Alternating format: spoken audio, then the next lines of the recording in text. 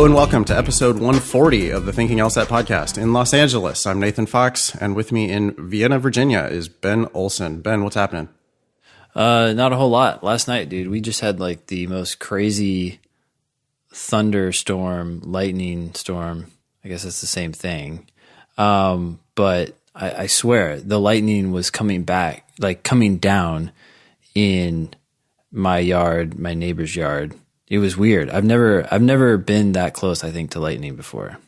That sounds scary as shit, dude. Dude, it was pretty scary, actually. I was like, this is kind of like biblical stuff. Not to get all religious again, but I was like, this is weird. Like, I'm actually like mildly like afraid to go. Well, definitely to go outside, but did it hit any of your trees or anything? Well, that's what I was wondering this morning. No, and it didn't. But I don't think it came down in my yard, but wherever it came down, it was something where I could hear like the static. I've never heard that before. It was usually you hear some sort of crackle, far away. You count a second or two and you're like, oh, okay, that's how far it is. And it might be close. It might be 2 seconds away, and that's pretty close. I think, what is it, like 5 seconds is like a mile or something? That's what I remember as a kid. But yeah. This was, it's like I could hear it like coming up from the ground or something. And it was just right outside the window. It was insane. So, but it was kind of fun. That's wild, dude. That sounds scary. Yeah, and then today it's like perfectly normal and sunny and nice, and it's like nothing ever happened.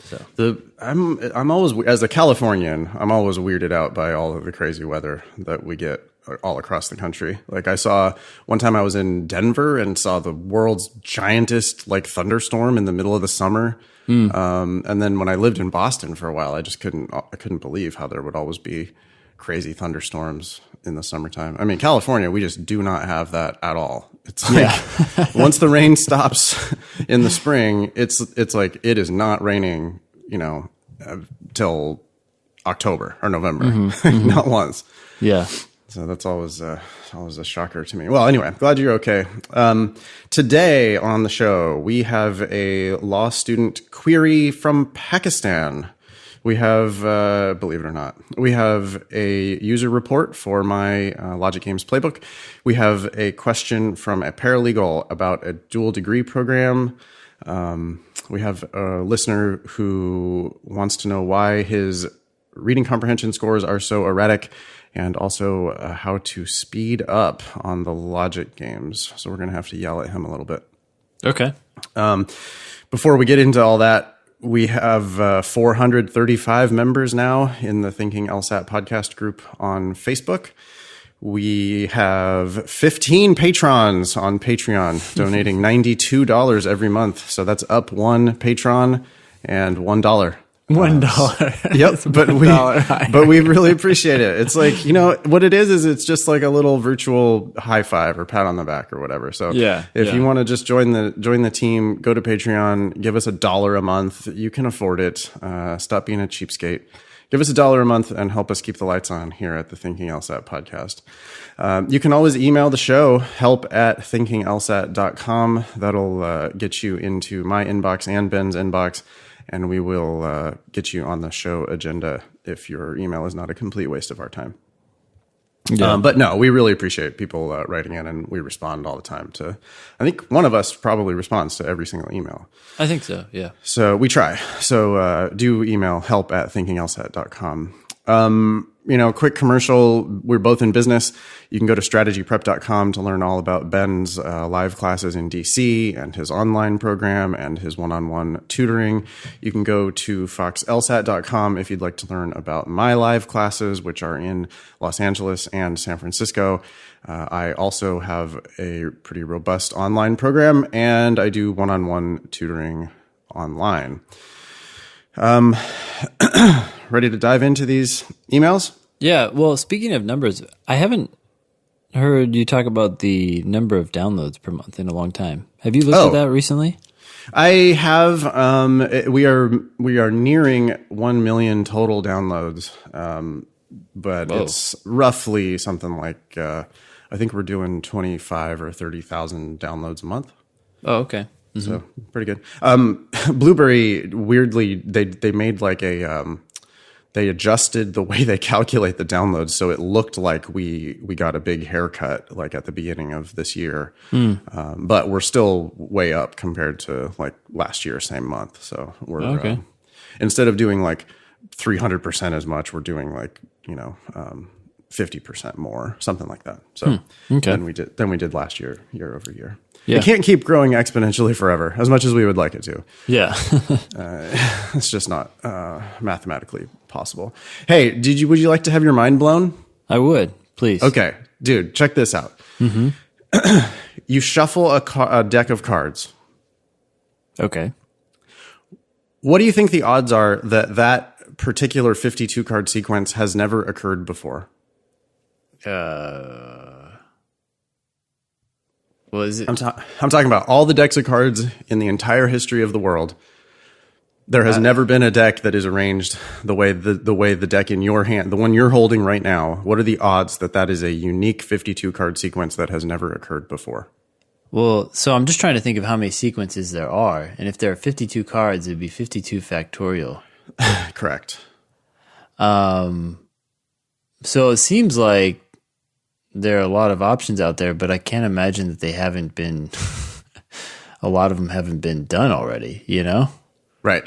That's what my intuition told me as well. And this, Ben, I'm a very intuitive type of a thinker, right? Yeah. I like to reach snap judgments, but I'm also open to rationality, reason and figuring things out. Sure. And so I heard this from a credible source. And I later then laid there in bed with my calculator on my phone and actually confirmed this.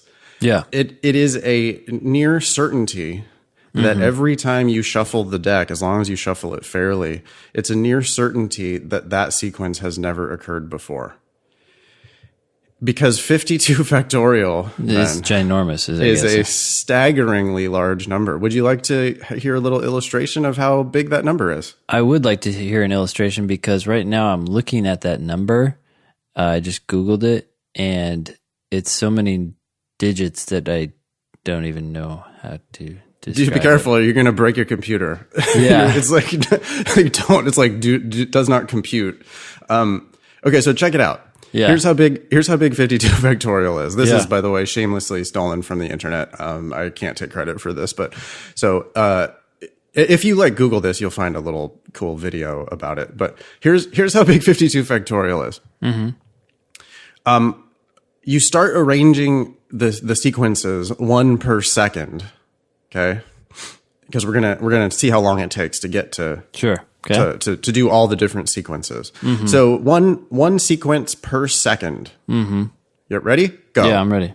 Okay, you started doing it. You're arranging one per second, right? Okay, keep going for 1 billion years.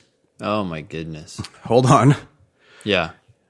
Now take one step.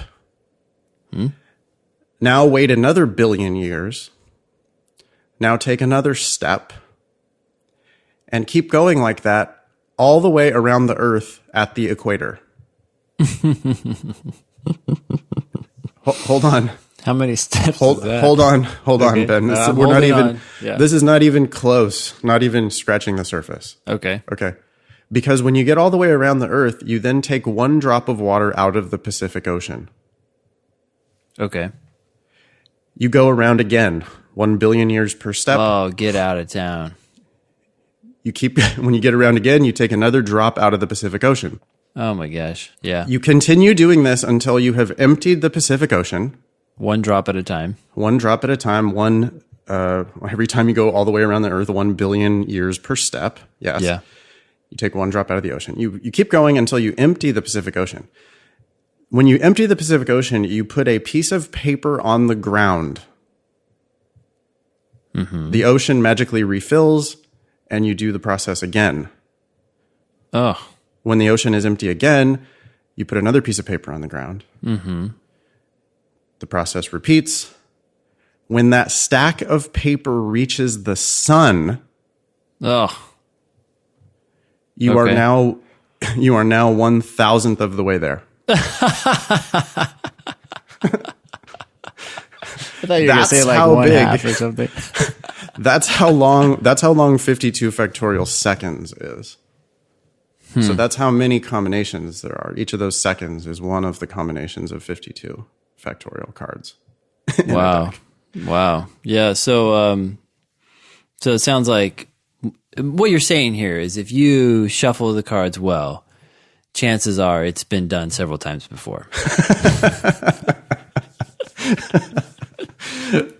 I mean, surely this sequence must have happened before. Yeah. Because I'm a special snowflake. We're all special. We're all very special. Wow, Hey, that's cool, man. Yeah, while we're on complete tangents, I want to give one, and this might be final pitch, at least I'll try to get off of this topic, but I just finished rereading Don't Go to Law School Unless, a law professor's inside guide to maximizing opportunity and minimizing risk. Yeah. By Professor Paul Campos. Okay. The book that you're shamelessly copying, I guess? Or is that what's going on? It's like I'm demotivated to even write this new book now because this book is so fucking good. Oh, yeah. Dude, it's 100 pages. Yeah. And it's just straight up, I mean, really, to the listeners, you are a fool if you do not read this book before you go to law school.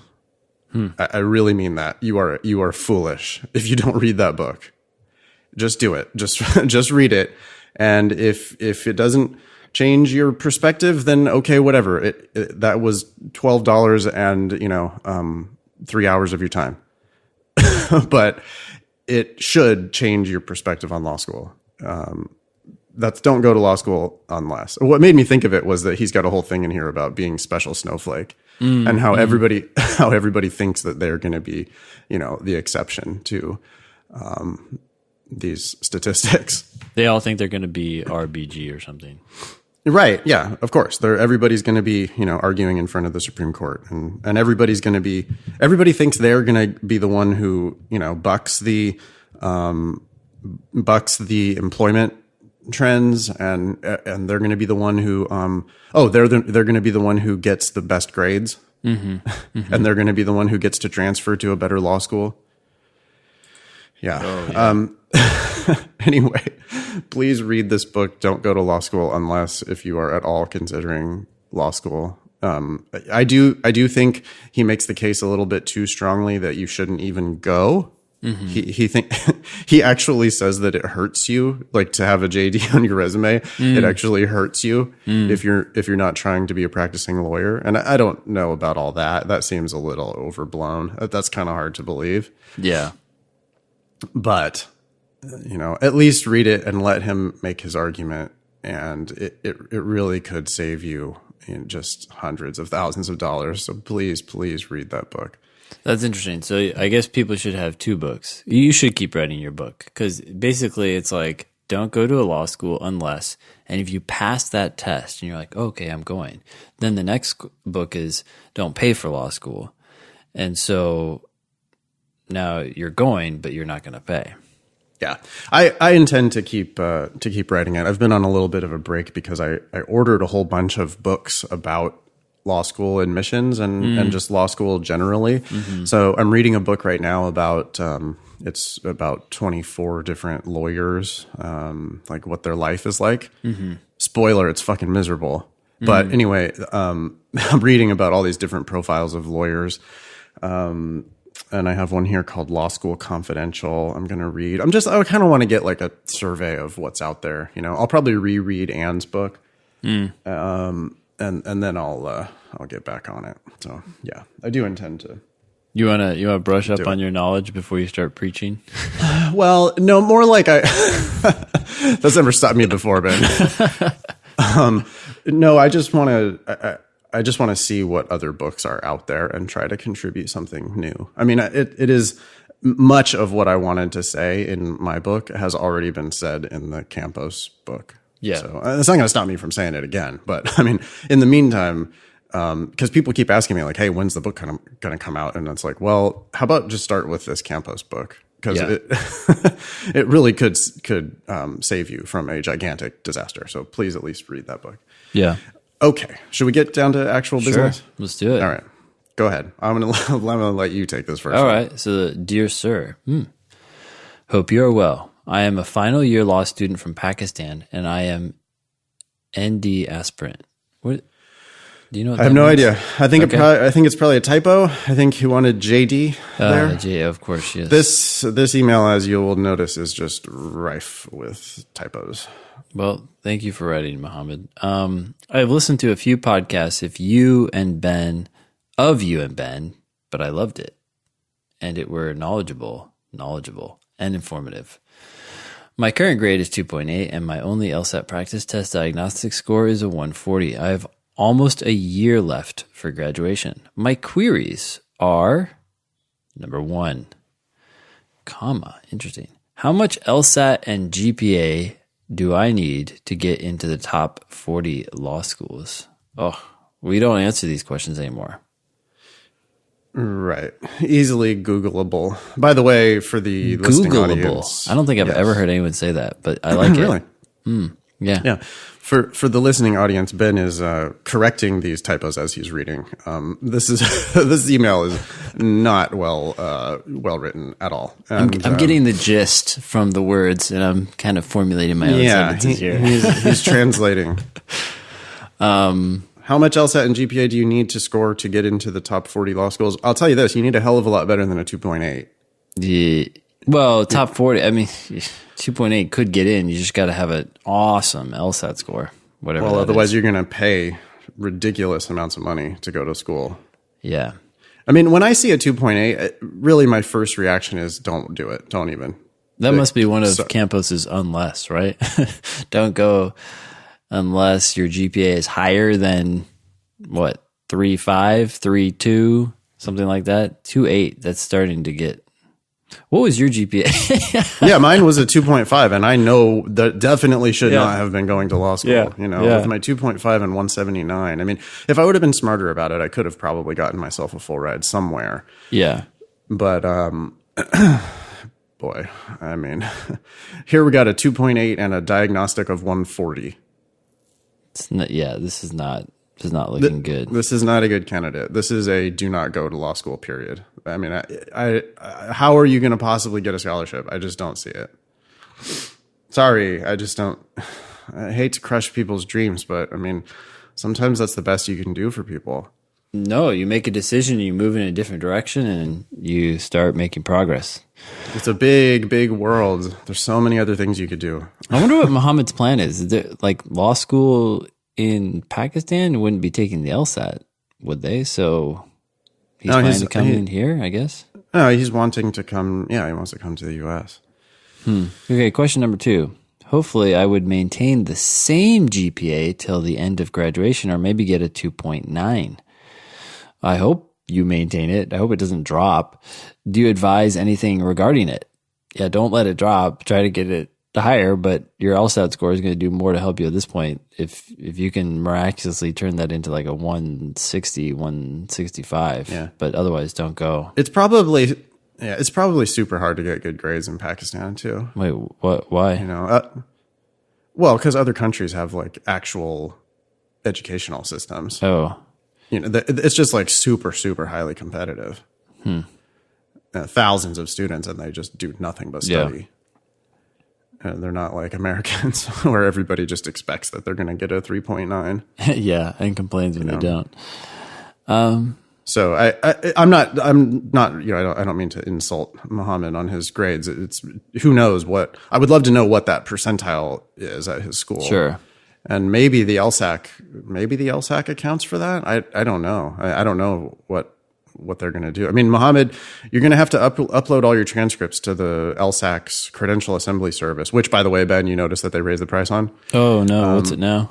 Dude, it's fucking outrageous. They raised the price of the credential assembly service, and they raised the price of the reports. I think the reports now are like $45. Wait, what's the reports? So, I don't even know what that is. Well, you know the fee that they charge you for every school you apply to? I thought it was they send the report. What was it before? 30 or 25?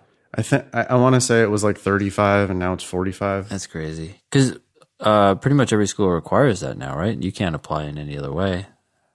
No, yeah, you have to use the credential assembly service. And many schools are starting to waive their, it's easy to get fee waivers now, right? You just ask for them. And many schools have just waived their application fee outright, like UC Davis. They just don't even charge an application fee anymore.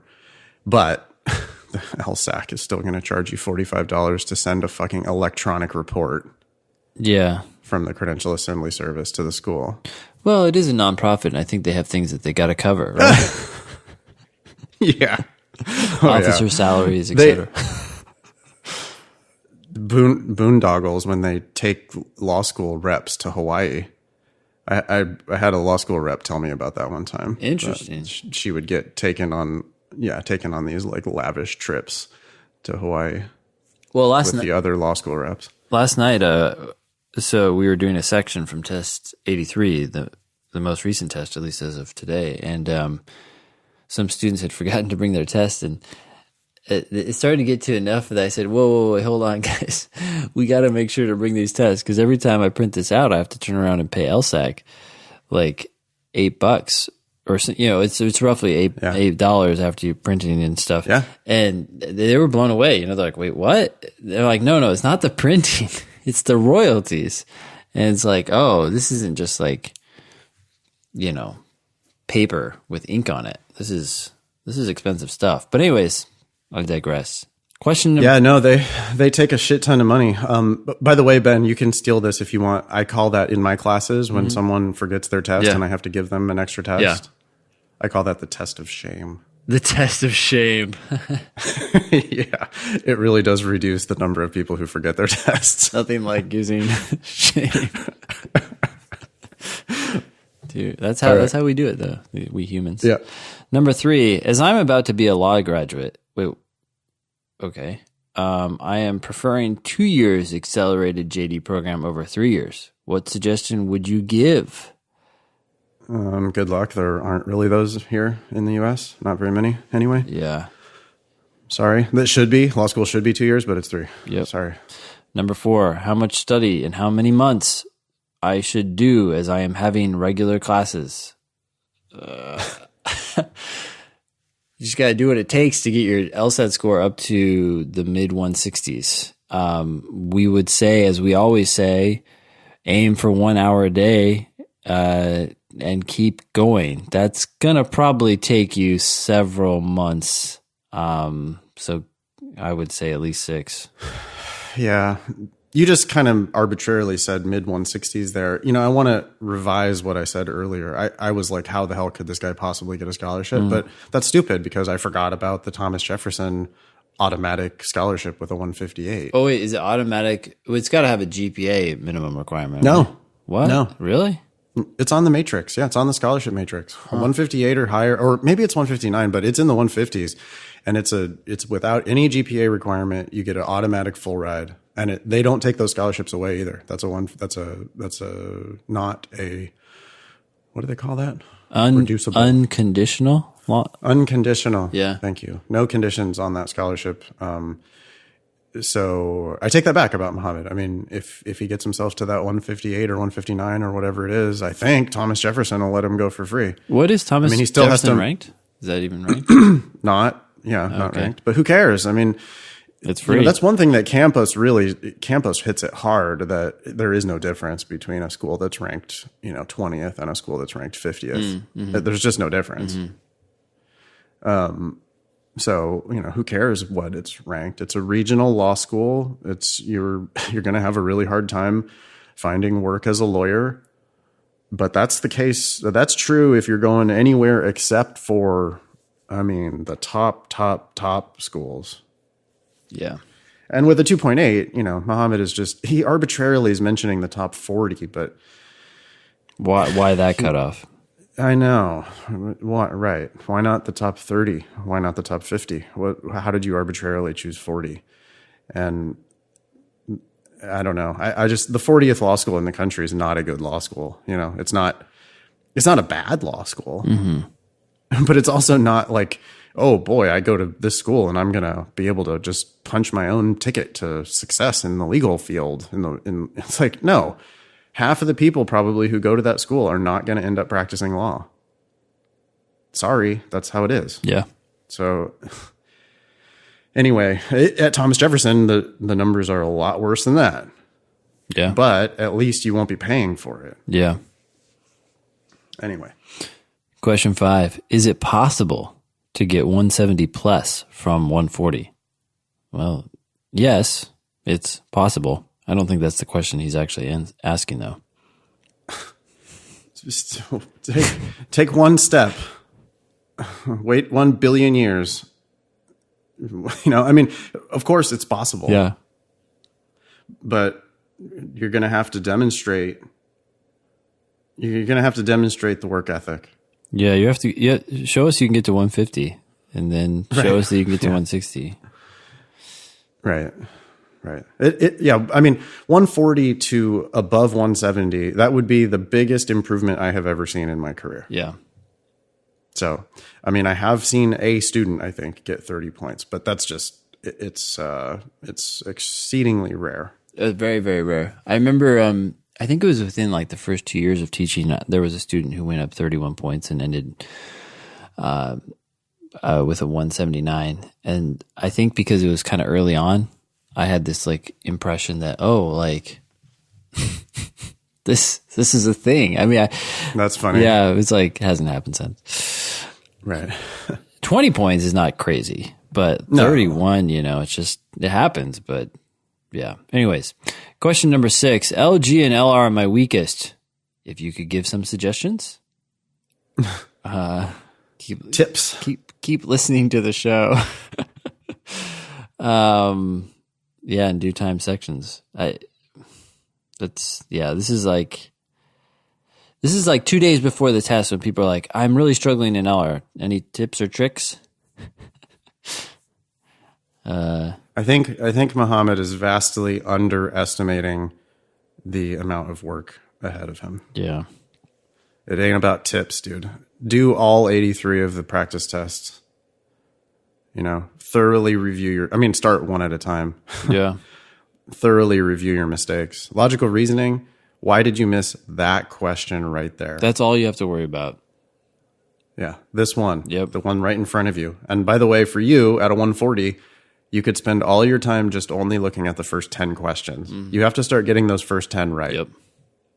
It'll be more efficient, actually, if you only look at the first 10. And just make sure you're getting them right. All of them. You just shouldn't miss them in the first 10. By the way, just a PSA for anyone scoring in the 140s. If you're finishing sections, stop right now. Oh, God. Yeah.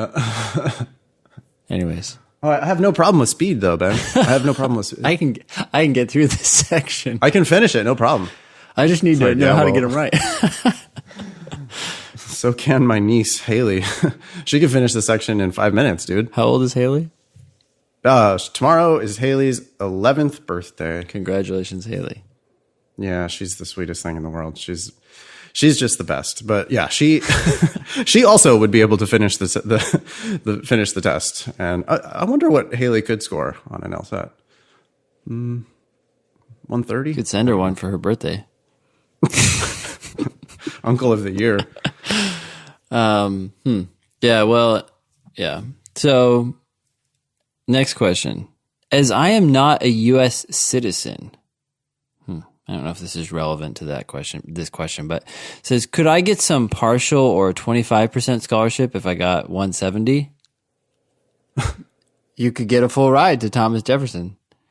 I don't think it has anything to do with your citizenship, right? I don't think citizenship is relevant. No. And probably help you. Yeah, you do not want a 25% scholarship. Nope. A 25% scholarship is a ripoff.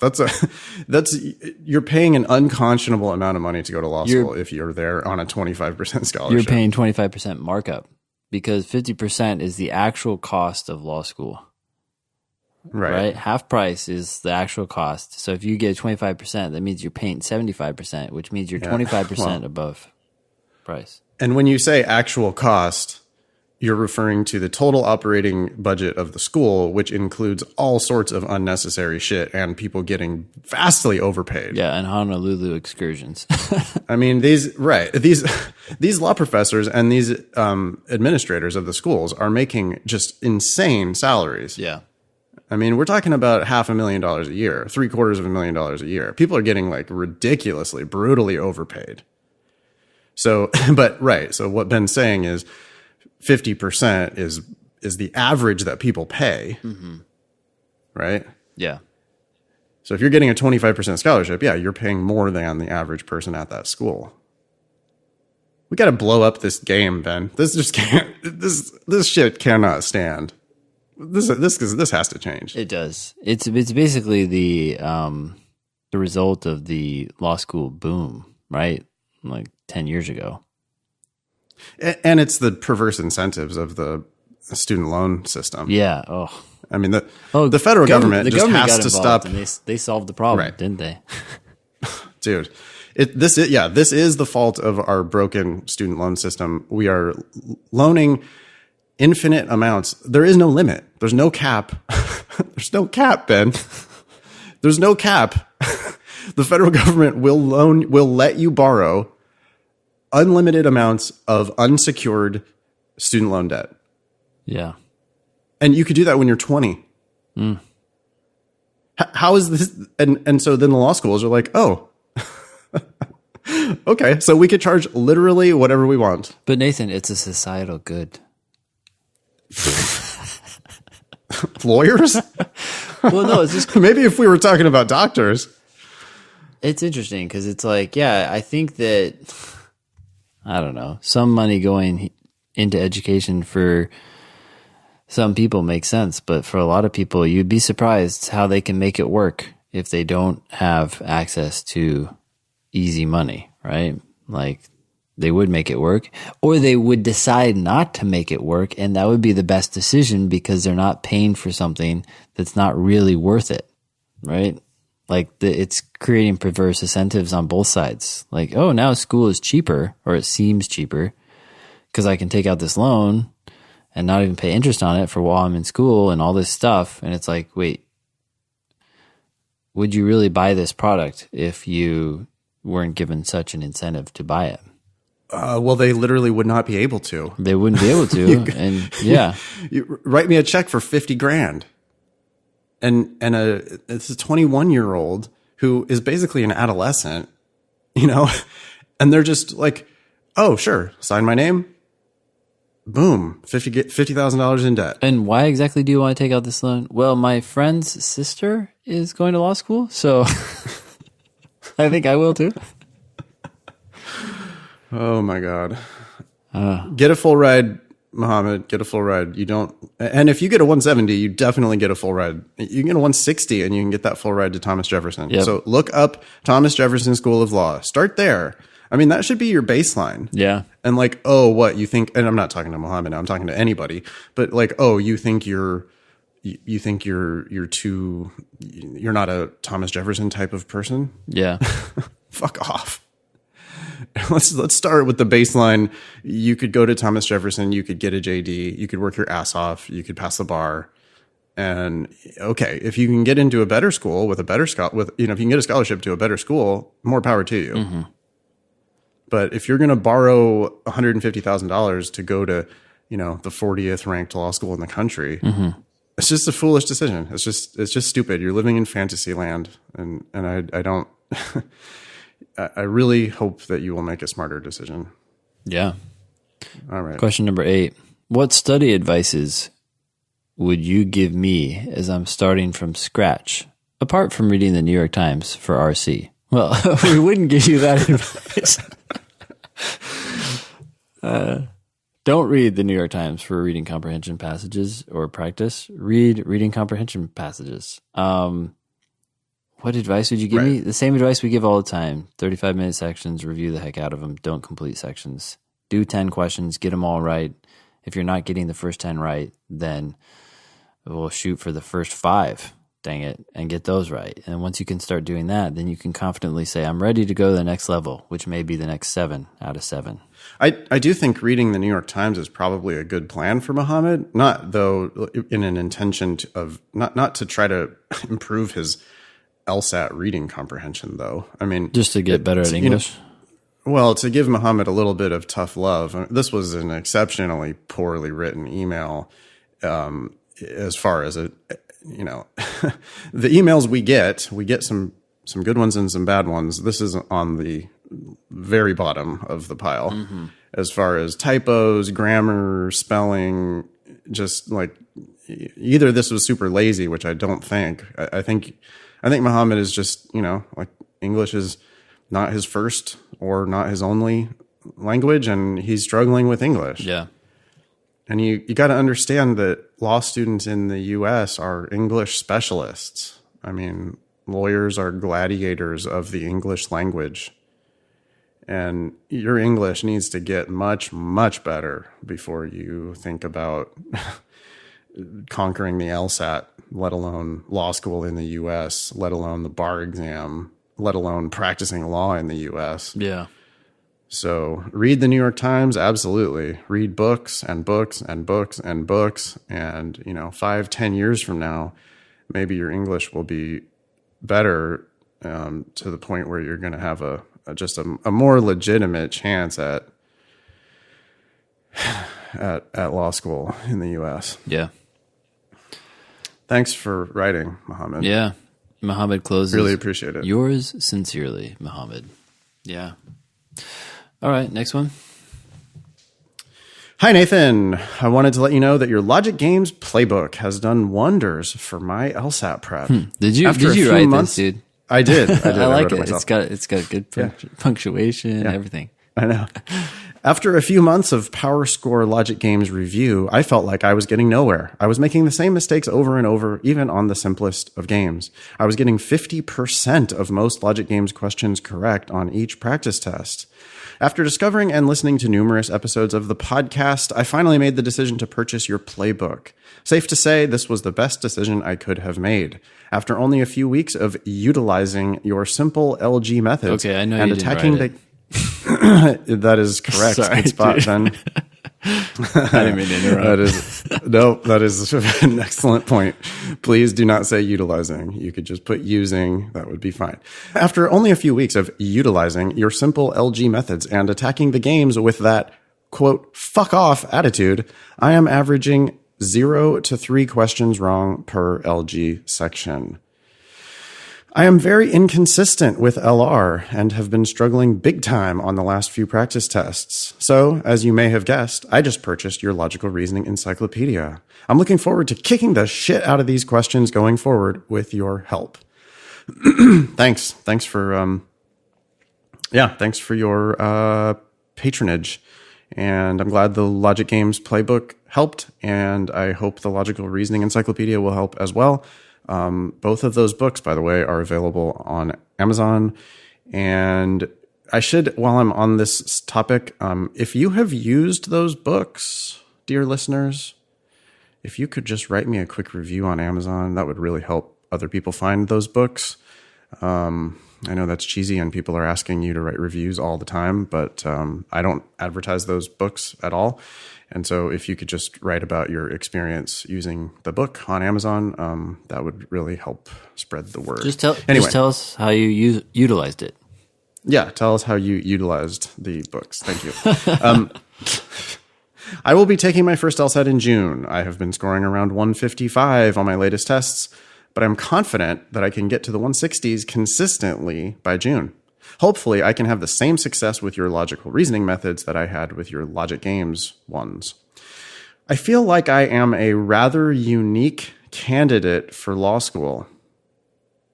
Can you be rather unique, Ben? No, you either are unique or you're not. You're one of a kind or you're paired with someone else. Okay. I completed a bachelor's in biochem and am currently finishing up an MPH with a focus in healthcare policy.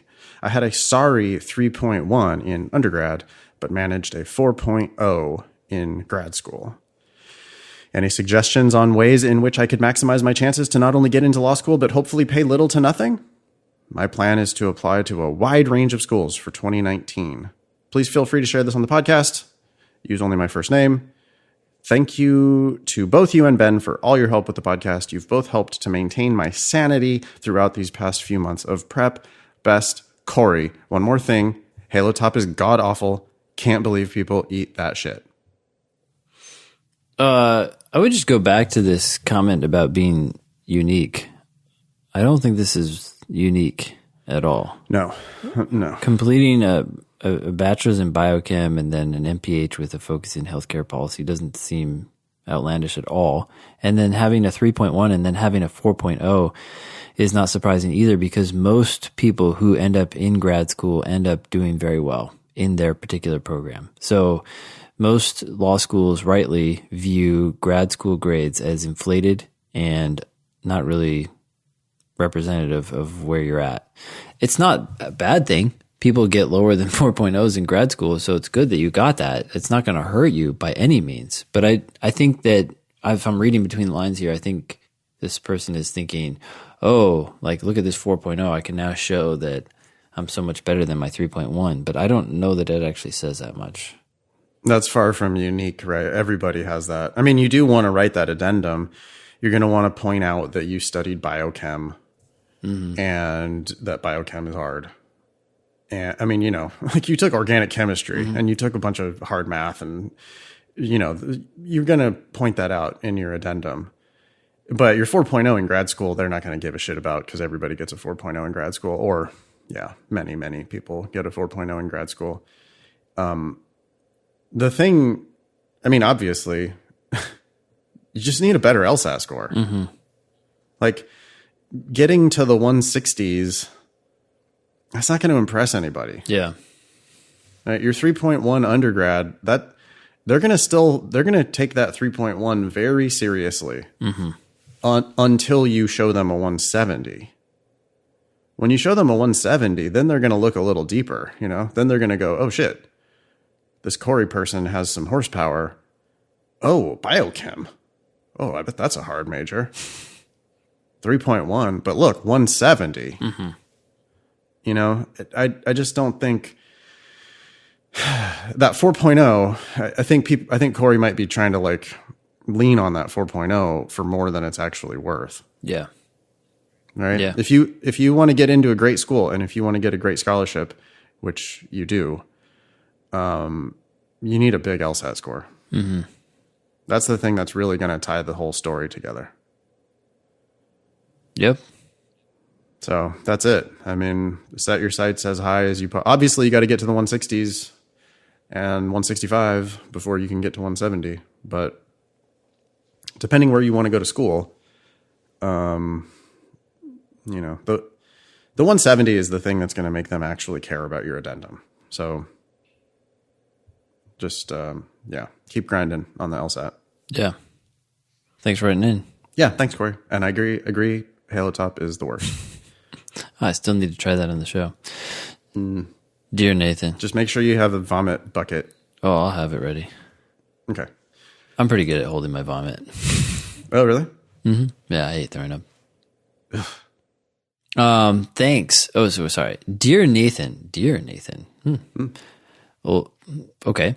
Thanks for your podcast and all of the free, valuable information you provide to law school hopefuls. By the way, I was looking ahead in this email and it's really well formatted. The person clearly thinks about who is this? Latte writes. So I'm going to offer some upgrade tips that are nuanced, but something that this person might actually appreciate. Nice. For one, the phrase all of can almost always be just replaced with all.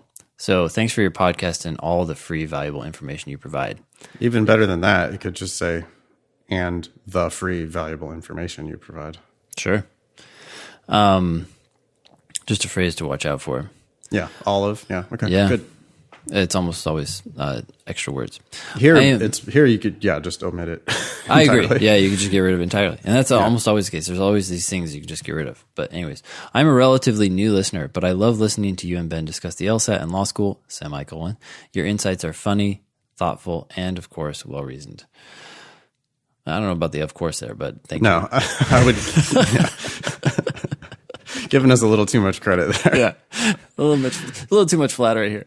Yeah. I'm a non-traditional student, 28 years old. That's not non-traditional. 28 years old does not make you non-traditional. Okay. No. And an internationally published novelist. Okay, that was an unnecessary comma, but anyways. An internationally published novelist. Okay. That's that I have to just, I mean, internationally published? Okay. Was this published in one other country and not here? Yeah, that's like a little, it just makes it seem like you're overselling it. So even if you're not. That's a Trump sell, right? Like a Trumpism. Yeah, great. You're a great internationally published novelist. A renowned. All right. All right. Please call me Latte if you decide to read this on the podcast. While I love literature and find writing personally fulfilling, my book deal and the publishing process taught me that writing was not something I wanted to pursue as a career. Before my book deal, I was an English major. I dropped out of school following my book deal, and that, along with some other personal factors, trashed my GPA. I am, again, unnecessary comma. That's weird. I am confident that I'll be able to raise it, however, and I expect to apply to law schools with a 3.0 to 3.2 GPA. I understand this is still subpar, but it is so much better than where I started. Okay.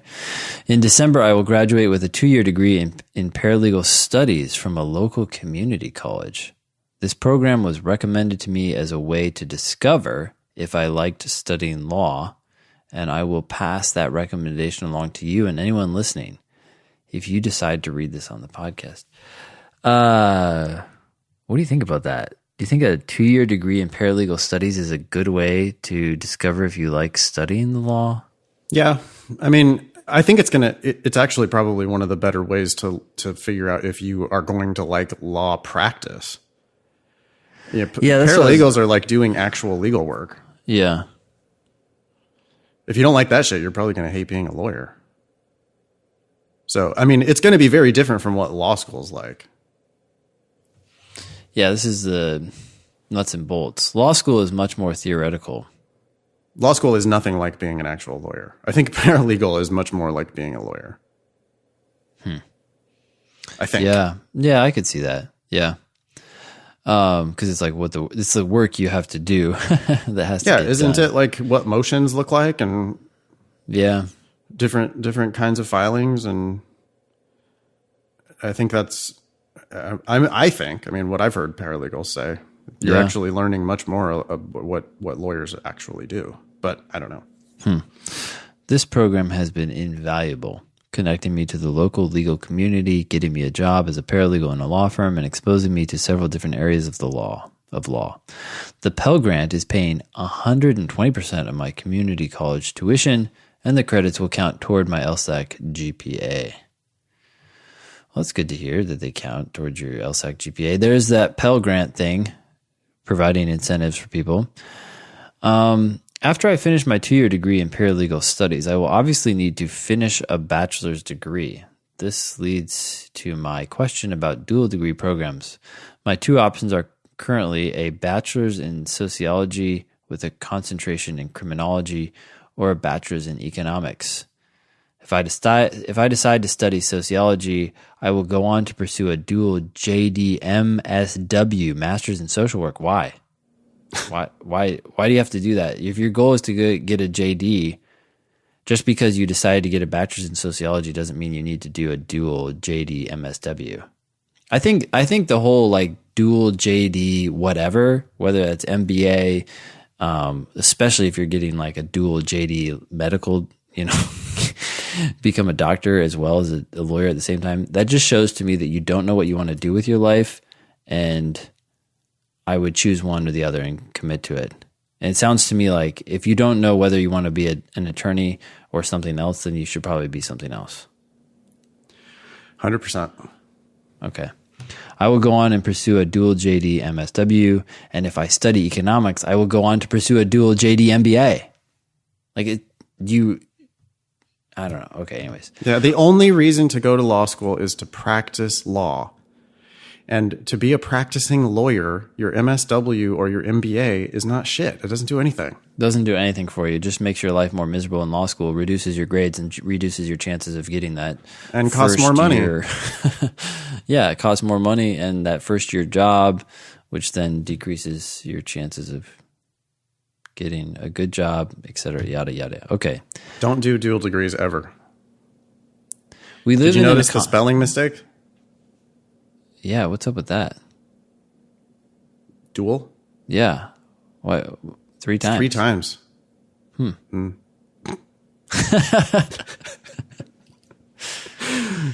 All right. Yeah. What was I going to say about this dual stuff? Don't do it. It's a ripoff. Don't do it. I guess, yeah, something else. Oh, yeah. You got to realize something, that we live in an economy that rewards concentration, that focus, right? Like, no one wants a jack of all trades. They want someone who's an expert in something. So, anyways, moving on. Yeah, this is very similar to Campos has a chapter that says there is no such thing as international environmental sports law. Yeah. And he's just ruthlessly just ripping on all of these stupid specializations, that schools have, where they have an international public law or entertainment law or just any of these. Some of them are really pretty hilarious, actually. Trying to get people to come. Space, cyber, and telecommunications law. Yeah. Or Southwestern Law School, which has the Entertainment and Media Law Institute. And it's just like basically what Campos is saying is all this shit is just 100% fake. Yeah. And that it's just marketing. Yeah. And I think that these dual degree programs are very similar. Yeah. What do you think, Ben, about the choice between okay, Latte has to pick an undergraduate major. Mm-hmm. What do you think about sociology versus economics? Economics is going to is so much better of a way to prepare, I think. But I would just do whatever interests you most because you're going to get the best grades and that's your best chance of getting in. Yeah, if you're serious about just going to law school and being a lawyer. Yeah. But as far as on its own merits, I mean, I would definitely lean toward the econ degree, especially if you can get a BS. I mean, yeah, something where they make you actually study some math. It's good for you.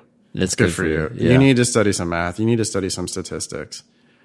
Physics. You need to know your way around a spreadsheet and learn how to do some kinds of analysis, like real actual analysis. Anyway, go ahead, Ben. Oh, I was just going to say that physics students, econ students, math students, they're the highest performing groups on the LSAT. Yeah, computer science, electrical engineering. Yep. Anybody who had to study something technical, that helps you in life in a million ways, including on the LSAT. Like I can't, these like pre-law bachelor's degree programs. It's like, what? It's just a fake degree. That's a fake degree too. Yeah. Oh, I took a class on constitutional law. I loved it. So now I'm going to go to law school. I'm going to be a constitutional lawyer. Oh my gosh. You and 3 other people. Yeah. Okay. Well, anyways, I am deeply passionate about access to legal counsel regardless of income. Oh dear. So is everyone else. I love helping people and find the idea of working in the public sector or for a nonprofit very appealing. However, I also love money. I started I'm just thrown off by this. I started seriously considering a degree in economics at the suggestion of my macroeconomics professor. The fields, social work and finance, aren't dissimilar in my mind. Low-income people obviously have less access to effective legal counsel, and poverty is a poisonous arborist snake? What's that? Ouroboros. I don't know. I have never seen that word before. Oh, geez. This sounds like vocabulary. What's the word I want to say here? Prognostication. Googleable. What'd you get? Ouroboros, a circular symbol depicting a snake, or less commonly a dragon, swallowing its tail as an emblem of wholeness or infinity. Oh, You've seen the picture before, yeah, of a snake or a dragon swallowing its own tail. Okay, Yeah. so now we got to go back to the context. Okay, a poisonous Ouroboros snake. So it eats its own tail. It keeps going around and around. Okay. You could have said any other word beside Ouroboros. When you use a word that people don't understand, it's a little bit of an insult. I don't feel insulted personally. No, I'm glad I now know this word, but Yeah, but it's just like, boy, if we don't know that word, not that we have the greatest vocabularies in the world, but pretty damn good. yeah. That's a word you probably don't. You can save it for when you're on the Supreme Court. When you're on the Supreme Court, you can write whatever the fuck you want. So according to Google, this word has spiked since the 1900s in its usage. But let's talk about the spiking here. It's gone from being used 0% of the time to being used 0.0000022.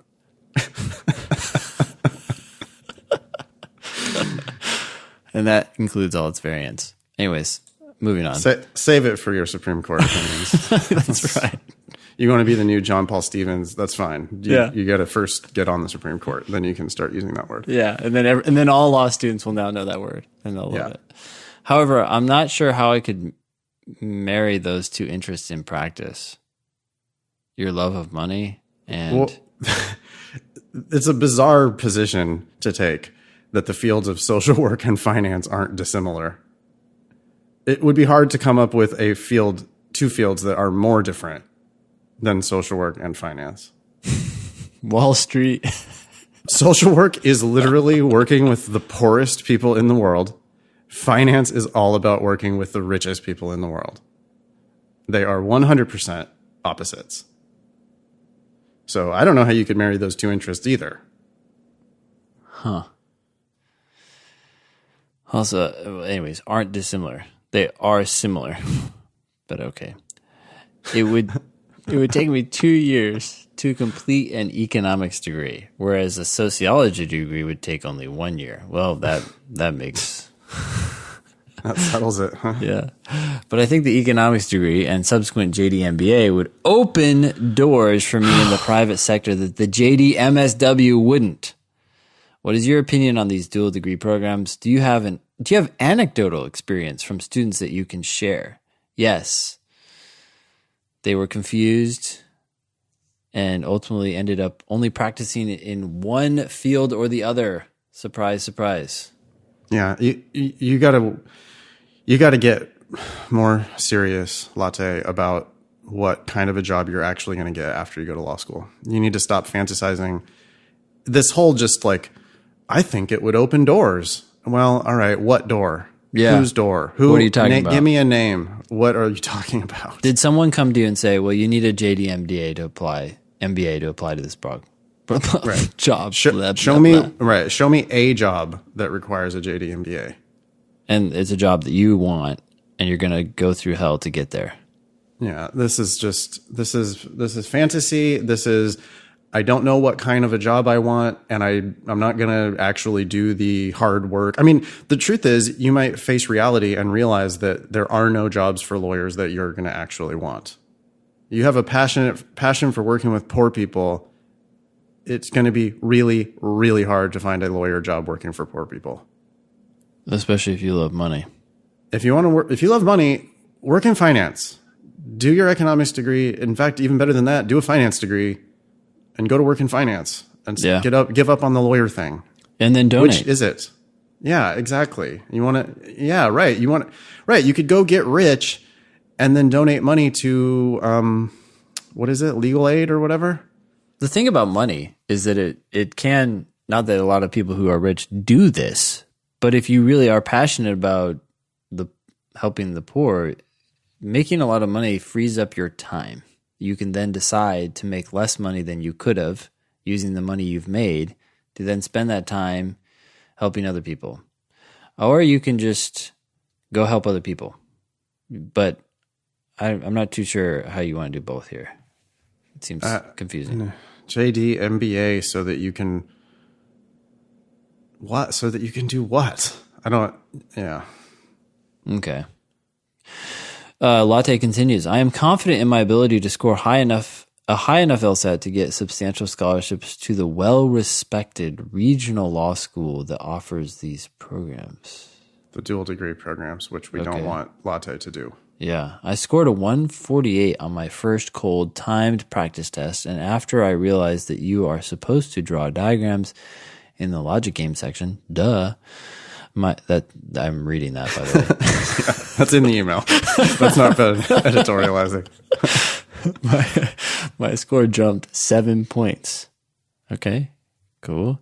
I'm sure that a score in the mid to high 160s is within reach. But wait, did those 7 points come from your game section or just go up overall? I would be curious about that. But anyways, I'm sure that a score in the mid to high 160s is within reach. 148 cold diagnostic. I would give you a 50% chance of making it into the 160s. Mm-hmm. And if you have really strong work ethic and you're willing to really grind it out and if you were really shitty on the games to start with, which it sounds like Latte was, yeah, I would bump it up from 50%, give you a 75% chance that you're going to make it somewhere into the 160s. I don't know about high 160s. I mean, now you're talking about a 20 point improvement, which, that puts you in the, what do you think? 10th percentile of all, or 90th percentile of all improvements? Yeah, I think 20 points. Yeah. It's not that common. In a class of 20, I would expect 2 people to improve by 20 points. Yeah. Yeah. So, it's funny. People love to just pop off about their confidence. Yeah. I'm sure that a score in the mid to high 160s is within reach. Okay. Okay, great. I mean, good. Cool. I hope you're right. I mean, that's awesome. Okay, good. Do it. Yeah. I apologize for what turned out to be an incredibly long email. I only wrote to ask what you thought of dual JD programs, and this novel is what it turned into. Okay. I hope that you take the time to read my email, and I wish you continued success in your business and podcast. Sincerely, Latte. Well, I hope that was helpful, Latte. Yeah, thanks, Latte. We poked a lot of fun there, but we really did. We only do that to people that we, like Ben said, it's a well-structured, well-written email, so then we can tee off on you even more. Dual is spelled D-U-A-L, not D-U-E-L, when it's referring to a dual degree program. Oh, wait, hold on. So there is, yeah, that's interesting. Yeah, so how many times have we got this? 1, 2, 3, 4 misspellings. The problem is that the spell checker is not going to catch this. Although it is catching it in here. Google Docs, it is, yeah. I don't know why. That's interesting. It must, maybe it's a smarter spell checker, but dual, the way, is just referring to the contest. So that's kind of funny. Yeah. It's a duel between the programs. Which one are you gonna... Cool. Anyway. Yeah, thanks, Latte. Don't waste your time with these dual degree programs. You got to decide what kind of a lawyer you're actually going to be. And if you can't tell me, and it doesn't have to be like set in stone that this is exactly the one type of lawyer you're going to be, and you're never going to change your mind. But you've got to be able to point to, show me a real person who has a job, and here's what was required for them to get that job. Mm-hmm. And I really doubt you're going to show me somebody who needs to have an MBA or an MSW. If you do, great. But the fact that you're just like, well, I could do a JD-MBA or I could do a JD-MSW, means you probably shouldn't do either. Yeah, whenever anyone says, this is going to open doors for me, right. Just stop. Because that's just generic, like, amorphous doors in clouds. They don't exist. They're just like your imagination. Yeah, we need to get into reality here. So, speaking of doors, you might want to start knocking on a few, and go actually talk to real lawyers. Yeah, and figure out how they got their job, and figure out what you're going to have to do to get that job, if that is in fact a job you want. I think what you're going to discover is that the lives of lawyers are miserable. And you're going to have a hard time finding work that you actually want to do. And, prove me wrong. Please prove me wrong. Because I will be more than willing to recognize that, oh, good, you found a thing for you. That's awesome. Yeah. In that case, you fucking win. Mm. But until you, again, rebut the presumption, I'm going to presume that there aren't any jobs for lawyers that you actually will want to do. Yeah. So go figure that out, though, before you go to law school, because law school is not a good place to figure that out. Mm-hmm. And prove me wrong, and I will be very happy to be proven wrong. I like being proven wrong. Yeah. Thanks, Latte. Cool. Let's see. Do we need to do this last one because we teased it? Yes, we do. Okay, let's just do this one and then we'll get out of here. Sure. Sounds good. Okay. Dear Nathan and Ben, I found your podcast in January and have been listening ever since. I am writing in to ask a few questions about RC and LG. Any suggestions you have would be greatly appreciated. Background. But we have some bullet points here, Ben. Started prep in August. Diagnostic score, 151. Cool. That's a good start. Yeah, a good starting score. Took December LSAT and decided to retake in June. We don't have a score here. That would have been useful information. Mm-hmm. Started daily 35-minute sections with review in January. Oh, because that's when Avery started actually listening to the podcast and doing prep for real. Okay. Currently scoring low 160s. Okay. Cool. I'm thinking we can presume that the December LSAT was something in the 150s, huh? Yeah, somewhere in there. Okay. Probably lowish 150s. Questions. Number 1. RC is by far my worst section, and I'm struggling to improve in it. I'm only attempting 3 out of 4 passages. Out of the questions I attempt, the number I miss fluctuates a bit. Some sections I miss 0, and others I miss 8. What advice do you have for your students whose scores jump around like mine? You want to take it? Sure.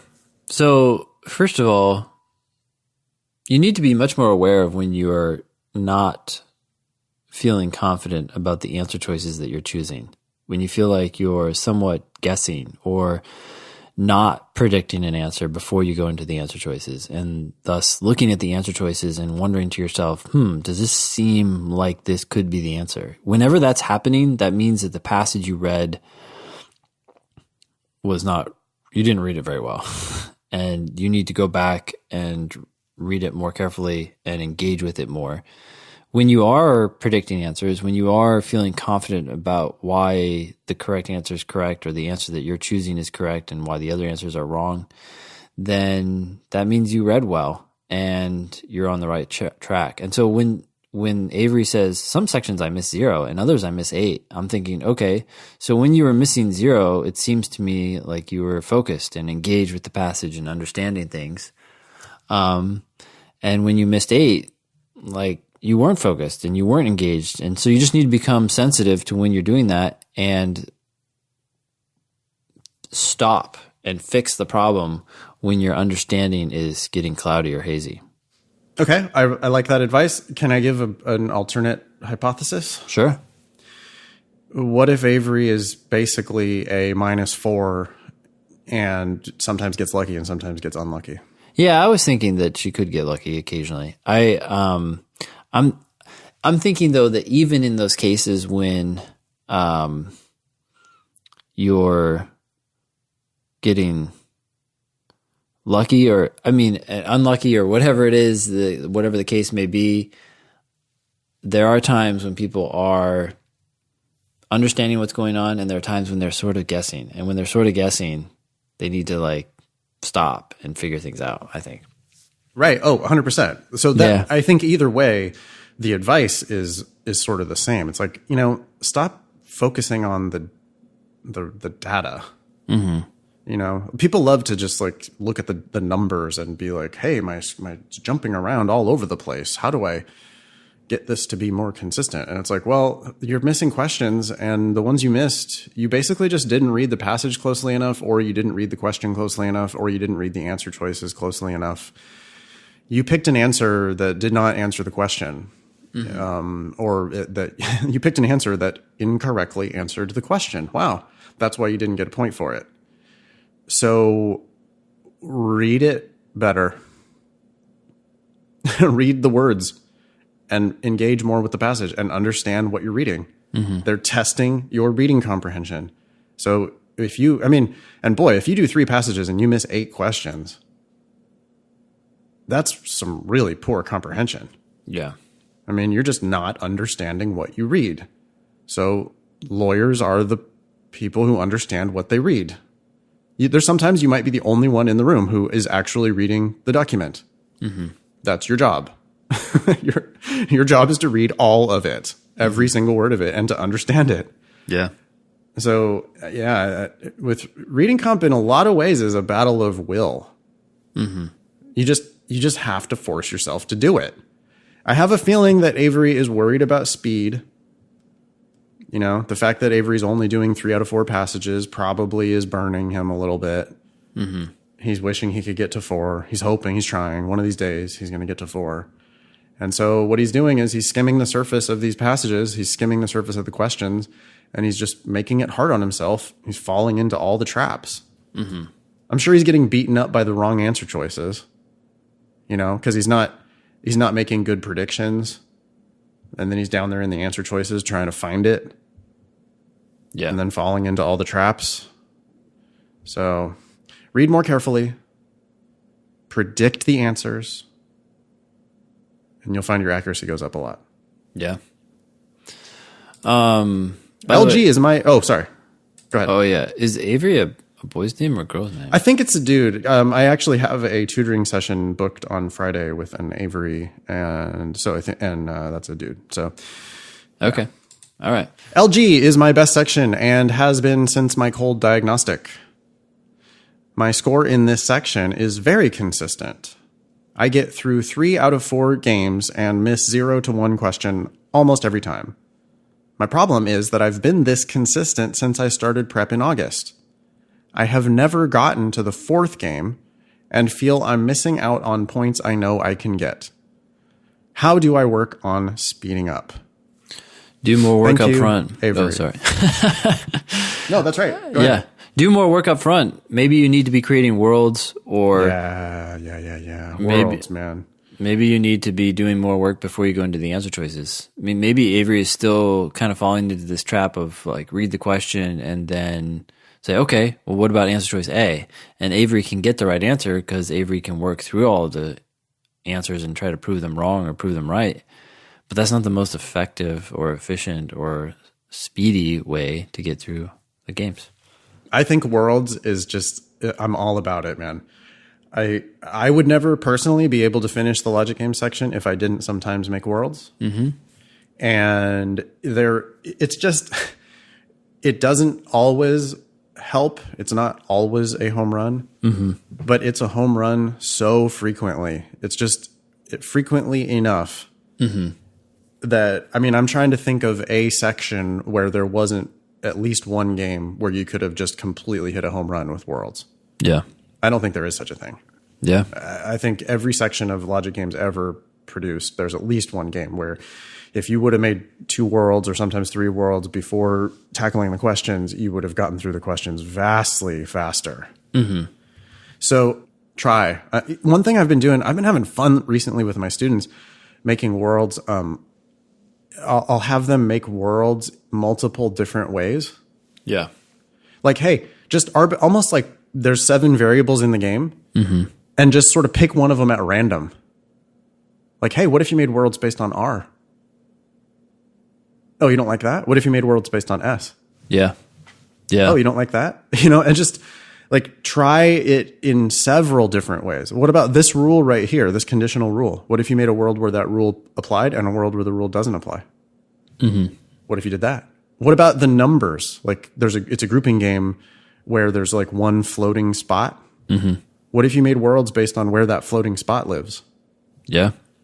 And I'll have a student do the same game like 3 different ways, like do worlds on that same game 3 different ways. And they're like, it like blows their mind because they're like, wait, what? I thought that the worlds were supposed to be like this preordained thing, you know? Yeah. And it's like, no, you're not quite understanding it.